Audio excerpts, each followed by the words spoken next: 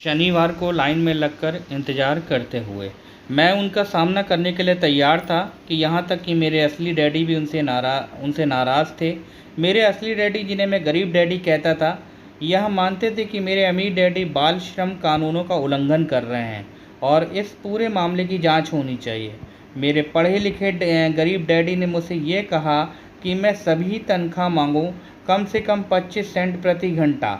मेरे गरीब डैडी ने मुझसे कहा कि अगर मेरी तनख्वाह नहीं बढ़ती तो मुझे तत्काल नौकरी छोड़ देनी चाहिए, और वैसे भी तुम्हें उस घटिया काम की कोई ज़रूरत नहीं, मेरे गरीब डैडी झल्ला कर कहा।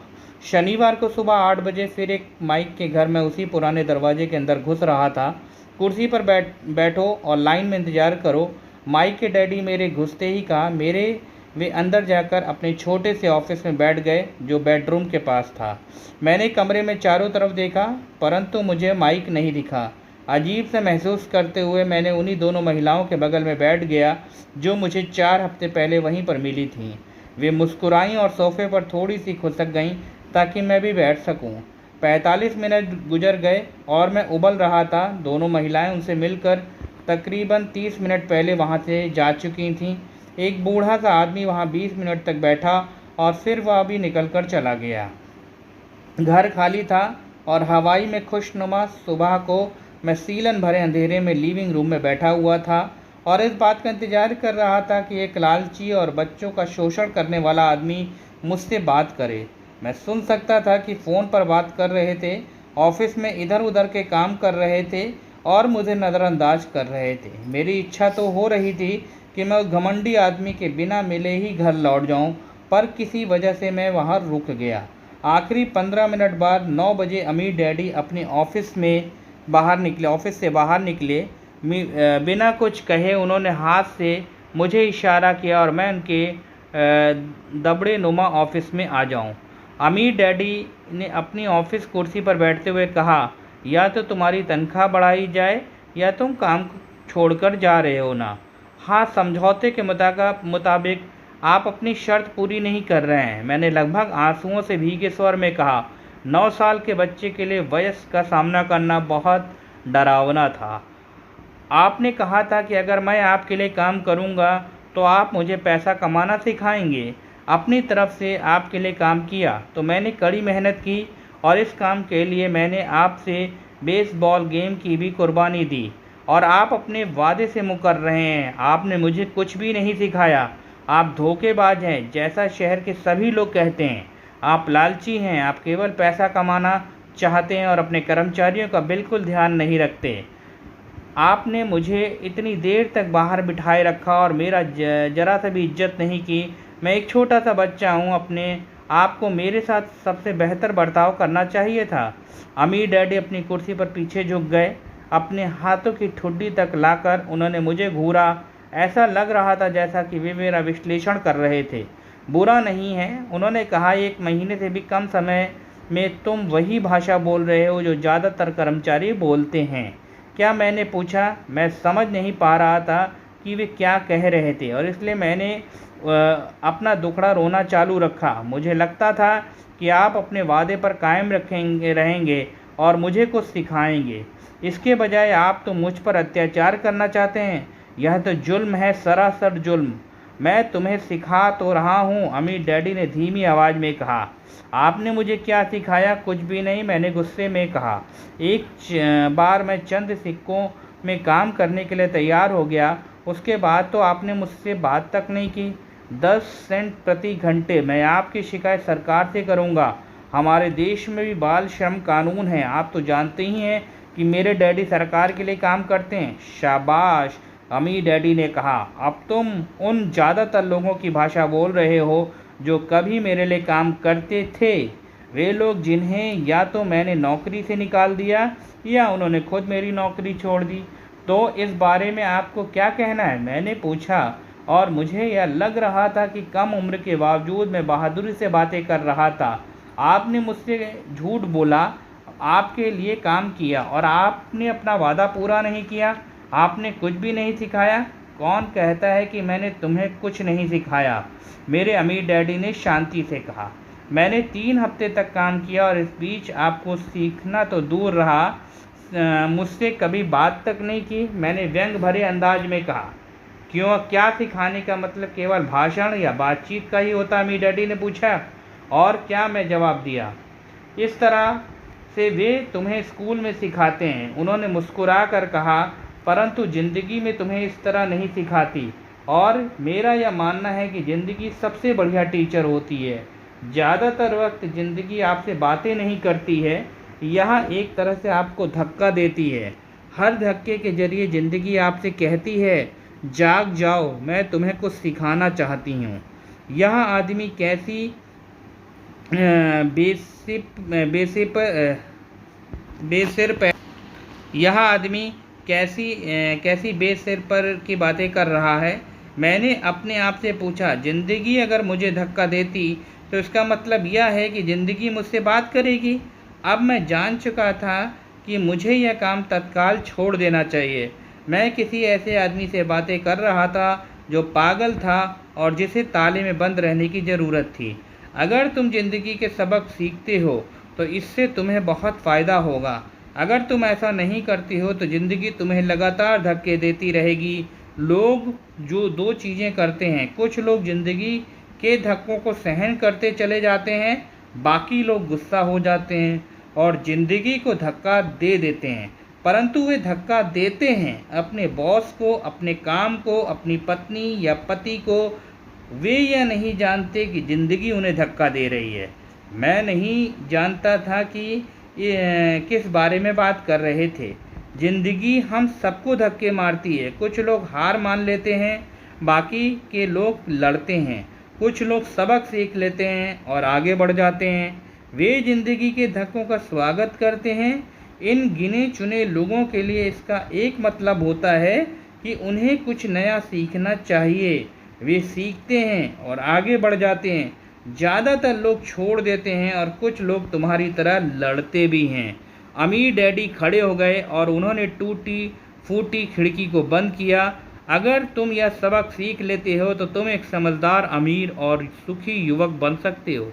अगर तुम यह नहीं सीखते हो तो तुम जिंदगी भर अपनी समस्याओं के लिए अपनी नौकरी, कम तनख्वाह या अपने बॉस को कोसते रहोगे। तुम हमेशा ऐसे बड़े मौक़ों की उम्मीद करते रहोगे जो आए और तुम्हारी आर्थिक समस्याओं को सुलझा दें। अम्मी डैडी ने मेरी तरफ देखा। क्या मैं अब भी उनकी बातें सुन रहा हूँ? उनकी आंखें मेरी आंखों से मिलीं।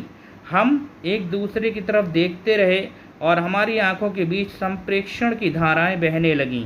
आखिर जब भी मैं उनके संदेश का मतलब समझ गया तो मैंने अपनी नज़रें झुका ली। मैं जान गया था कि यह सही नहीं थे। मैं उन्हें दोषी ठहरा रहा था, जबकि सीखने की जिद तो मेरी ही थी। मैं फालतू में ही लड़ रहा था। अम्मी डैडी ने आगे कहा, अगर आप इस तरह के आदमी हैं जिसमें हिम्मत नहीं है तो आप ज़िंदगी के हर थपेड़े के सामने हार मान जाते हैं। अगर आप इस किस्म के आदमी हैं तो आप ज़िंदगी भर सुरक्षित खेल खेलते रहेंगे, सही चीज़ करते रहेंगे और किसी ऐसे वक्त का इंतज़ार करते रहेंगे जो आने वाला नहीं है, और फिर आप एक बोरिंग बुढ़े की तरह मर जाएंगे। आपके बहुत से दोस्त होंगे जो आपकी सिर्फ इसलिए तारीफ़ करेंगे क्योंकि आप एक मेहनती और भले आदमी थे। आपने अपनी ज़िंदगी सुरक्षित खेल खेलने और सही चीज़ करने में गुजार दी, परंतु सच बात तो यह है कि आपने ज़िंदगी के थपेड़ों के सामने घुटने टेक दिए। आप खतरा मोल लेने की कल्पना तक से डरते हैं। हकीकत में तो आप जीतना चाहते थे, परंतु आपके लिए हारने का डर जीतने के रोमांच से ज़्यादा ताकतवर साबित हुआ। अंदर से आप और केवल आप जान पाएंगे कि आपने कभी जीतने की कोशिश नहीं की। आपने सुरक्षित खेल खेलने का विकल्प चुना। हमारी नज़रों में एक बार फिर मिली। 10 सेकंड हम एक दूसरे की तरफ देखते रहे और फिर मैंने अपनी नज़रें हटाईं। जब मैं उनसे बात का मतलब समझ गया। आप मुझे धक्का दे रहे थे? मैंने पूछा। कुछ लोग ऐसा कह सकते हैं, अम्मी डैडी मुस्कुराए। मैं तो यही कहूँगा कि मैं तुम्हें ज़िंदगी का स्वाद चखा रहा था। कैसा स्वाद? मैंने पूछा। अब भी गुस्सा था, परंतु अब मेरी जिज्ञासा भी जाग गई थी। अब मैं सीखने के लिए भी तैयार था। तुम दोनों ऐसे पहले लोग हो जिन्होंने मुझे पैसा बनाने की कला सीखने का आग्रह किया। मेरे पास 150 से ज़्यादा कर्मचारी हैं, पर उनमें से एक ने भी मुझसे पैसा कमाने की कला के बारे में कभी नहीं पूछा। वे मुझसे नौकरी मांगते हैं, तनख्वाह मांगते हैं, परंतु पैसा बनाने की कला नहीं सीखना चाहते। तो ज़्यादातर लोग इसी तरह अपनी ज़िंदगी के सबसे बेहतरीन साल पैसे के लिए काम करने में बर्बाद कर देंगे और आखिरी तक या कभी समझ नहीं पाएंगे कि दरअसल वे किसके लिए काम कर रहे हैं। मैं पूरा ध्यान लगाकर उनकी बातें सुनता रहा। तो आप अपने माइक ने मुझसे कहा, तुम पैसा कमाने की कला सीखना चाहते हो, तो मैंने एक ऐसा कोर्स तैयार किया जो असली ज़िंदगी के करीब था। मैं बोलते बोलते थक जाता था, परंतु तुम कभी मेरी बात का मतलब नहीं समझ पाते। इसलिए मैंने यह फैसला किया कि तुम्हें ज़िंदगी के थपेड़ों का स्वाद चखा दिया जाए, ताकि तुम मेरी बात सुन भी सको और समझ भी सको। इसी कारण मैंने तुम्हें 1 घंटे के 10 सेंट दिए थे। तो 10 सेंट के प्रति घंटे काम करने के बाद मैंने क्या सबक सीखा? मैंने पूछा, यही कि आप घटिया हैं और आप कर्मचारियों का शोषण करते हैं। अमीर डैडी अपनी कुर्सी पर पीछे की तरफ झुकते हुए ज़ोर से हंसने लगे। जब उनकी हंसी बंद हुई तो उन्होंने कहा, अच्छा होगा अगर तुम अपना सोचने का नज़रिया बदल लो। मुझे समस्या मत मानो, मुझे दोष देना छोड़ दो। अगर तुम सोचते हो कि तुम्हारी समस्या मैं हूँ, तो मैं तुम्हें बदलना होगा। इसके बजाय अगर तुम्हें यह लगता है कि तुम्हारी समस्या तुम खुद हो, तो तुम खुद को बदल सकते हो, सीख सकते हो और ज़्यादा समझदार बन सकते हो। ज़्यादातर लोग यही चाहते हैं कि दुनिया का हर आदमी बदल जाए, बस हम खुद ही ना बदलें। मैं तुम्हें यही बता दूं, किसी दूसरे को बदलने से ज़्यादा आसान यह है कि हम खुद को बदल लें। मैं आपकी बात ठीक समझ नहीं पाया। मैंने कहा, आप अपनी समस्याओं के लिए मुझे दोष देना छोड़ दो, अमीर डैडी ने अधीरता से कहा। पर आपने मुझे सिर्फ 10 सेंट का वेतन दिया, तो तुमने क्या सीखा? अमीर डैडी ने मुस्कुराकर पूछा। यही कि आप घटिया हैं, मैंने शरारत भरी मुस्कान के साथ कहा। अच्छा, तो तुम यह सोचते हो कि समस्या मैं हूँ? अमीर डैडी ने कहा। वो तो आप हैं ही। और खैर, इस तरीके से सोचते रहो और तुम ज़िंदगी भर कुछ नहीं सीख पाओगे। अगर तुम्हारा नज़रिया यही है, समस्या मैं हूँ, तो तुम्हारे पास क्या विकल्प रह जाते हैं? अगर आप मेरी तनख्वाह नहीं बढ़ाते, तो मुझे ज़्यादा इज्जत नहीं देते, तो मैं काम छोड़कर चला जाऊंगा। ठीक कहा, अमीर डैडी ने कहा। और ज़्यादातर लोग यही करते हैं, वे काम छोड़कर चले जाते हैं और दूसरी नौकरी की तलाश करते हैं, जहां उन्हें बेहतर मौके और अच्छी तनख्वाह मिले। उन्हें यह गलतफहमी होती है, नई नौकरी या ज़्यादा तनख्वाह से उनकी समस्या सुलझ सकती है। ज़्यादातर मामलों में ऐसा नहीं होता। तो समस्याएं किस तरह सुलझ सकती हैं? मैंने पूछा। 10 सेंट प्रति घंटे के हिसाब से तनख्वाह लेकर मुस्कुराते हुए। अमीर डैडी मुस्कुराए। या बाकी के लोग करते हैं, वे ये नहीं जानते हुए भी कम तनख्वाह में काम करते हैं, क्योंकि नौकरी छूट जाने पर उनका और उनके परिवार का पेट कैसे भरेगा। इसलिए मन महसूस कर भी वे नौकरी करते हैं और यह सोचकर तनख्वाह बढ़ने का इंतज़ार करते हैं कि ज़्यादा पैसा आने पर समस्या सुलझ जाएगी। ज़्यादातर लोग ऐसा सोचते हैं और कड़ी मेहनत करते हुए दूसरी नौकरी भी कर लेते हैं, परंतु उसमें भी उन्हें तनख्वाह कम ही मिलती है। मैं फर्श को घूरता रहा और अमीर डैडी के सबक को समझने लगा। मुझे यह एहसास हो गया कि यह ज़िंदगी का स्वाद है। आखिरकार मैंने ऊपर की ओर देखा और अपना सवाल दोहराया, तो फिर यह समस्या किस तरह सुलझेगी? इस सवाल के जवाब में अमीर डैडी ने मुझे वह बेशकीमती नज़रिया दिया जो उन्होंने